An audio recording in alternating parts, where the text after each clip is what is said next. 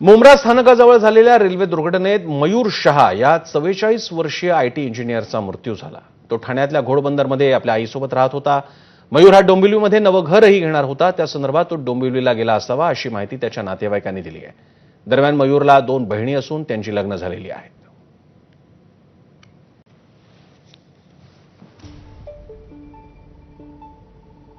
तो IT engineer आहे आणि तो 44 वर्ष 43-44 वय असेल त्याचं आता।